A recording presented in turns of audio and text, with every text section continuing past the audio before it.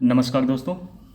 अभी तक हम लोगों ने 9 फाइलम को पढ़ लिया है, जिसमें Porifera, Coelenterata, Ctenophora, Platyhelminthes, Aschelminthes, Annelida, Arthropoda, Mollusca, Echinodermata शामिल है। ठीक है।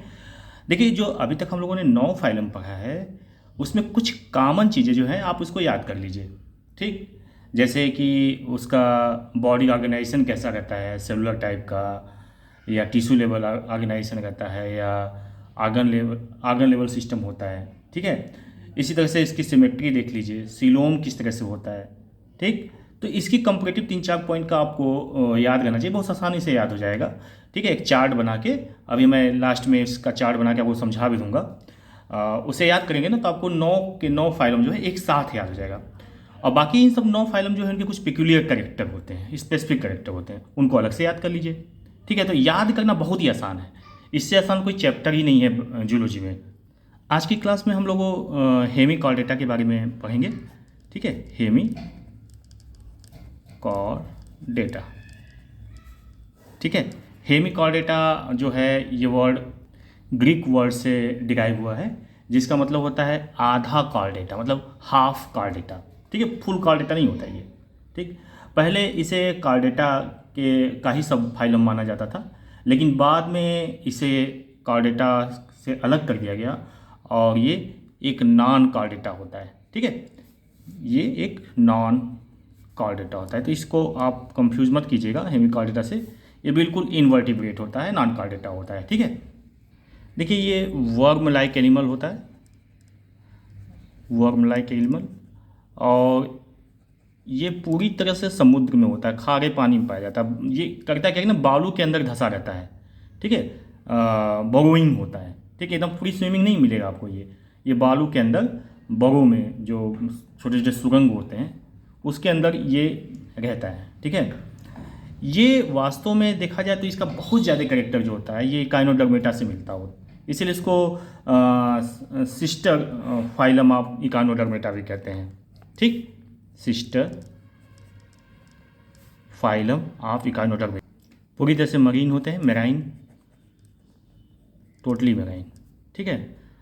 और इसका जो बॉडी ऑर्गेनाइजेशन जो होता है वो organ system level of the organisation होता है। Organ system of the organisation मतलब इसमें ऑर्गन सिस्टम पाए जाते हैं। ठीक। इसकी जो सिमेट्री होती है वो बायलैटरल सिमेट्री होती है। ये ट्रिप्लोब्लास्टिक होता है, यानी कि इसमें 3 जर्म लेयर पाई जाती है, एक्टोडर्म, मेसोडर्म और इंडोडर्म। ट्रिप्लोब्लास्टिक। ठीक है। सब चीज़ बताने की जरूरत है नहीं, आपको पिछली वीडियो में कई बार मैं बता दिया हूँ। इसमें सीलोम पाया जाता है, यानी बॉडी कैविटी पाई जाती है, यानी कि ये सीलोमेट होता है, सीलोमेट। ठीक। Presence of coelom.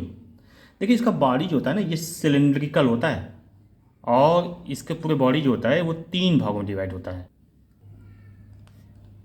पहला जो भाग होता है एंटेरियर में उसको प्रोबोसिस कहते हैं, दूसरा पार्ट कॉलर होता है, और तीसरा ट्रंक होता है। देखिए, बॉडी कुछ इस तरह से होता है। ऊपर ये जो भाग होता है इसको प्रोबोसिस कहते हैं। ठीक है। इसके बाद ये कॉलर होता है, इसके नीचे वाला जो भाग होता है ये ट्रंक होता है। ये इस तरह से कुछ होता है।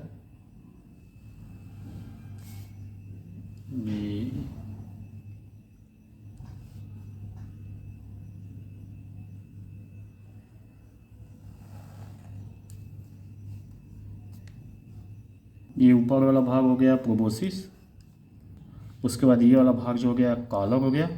अब यहाँ से लेके यहाँ तक पूरा जो नीचे वाला भाग है ये पूरा यहाँ से, ये सब पूरा, ये यहाँ से यहाँ तक, ये क्या हो गया, ट्रंक। ट्रंक। ठीक है। अब देखिए, इसी ट्रंक में ही यहाँ पर ऐसे इस तरह से बना होता है, और इसको हम बोलते हैं ब्रांकियल रीजन। Branchial reason. ठीक है। इसके ये किनारे किनारे इस तरह से ये इस तरह से ये आपका जेनिटल विंग होता है। यहाँ से इस जगह पे ये मिड डॉर्सल रीज होता है, ये वाला पोर्शन मिड डॉर्सल रिच, ये हेपेटिक सी का होता है, हेपेटिक सी का, ठीक है। ये जो होता है हेपेटिक रीजन होता है, ये हेपेटिक रीजन, ठीक है। यहाँ पे ये वाला पोर्शन जो होता है, यहाँ पे ये एनस होता है, एनस, ठीक। तो ये पूरा बेलेनोग्लासस एक हेमिकॉर्डेटा का फिगर हो गया, ठीक है। ये बेलेनोग्लासस हो गया। बेलेनोग्लासस में या हेमिकॉर्डेटा में सर्कुलेटरी सिस्टम जो होता है वो ओपन होता है।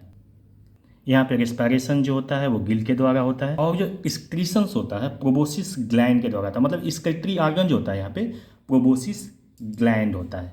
Excretory organ is excretory organ is proboscis gland. इसमें लिंग अलग अलग होते हैं, यानी sex are separated, sexes are separated. Fertilisation external होता है, नहीं बॉडी के बाहर होता है।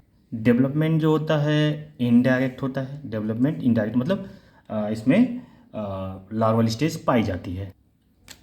इसका एग्जाम्पल हो गया बेलेनोग्लासस, बेलेनोग्लासस